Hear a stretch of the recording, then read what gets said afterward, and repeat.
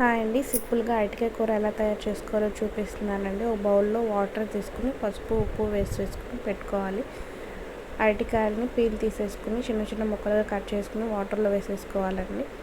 Stove వెలిగించుకుని ఒక బాండ్లీ పెట్టుకుని నూనె పోసుకుని తాలింపు దినుసులు వేసి ఉల్లిపాయ పచ్చిమిరపకాయలు కరివేపాకు వేసి వేగనివ్వాలండి. ఉల్లిపాయ బాగా వేగిన తర్వాత కొంచెం అల్లం వెల్లుల్లి పేస్ట్ వేసి బాగా వేగనివ్వాలండి.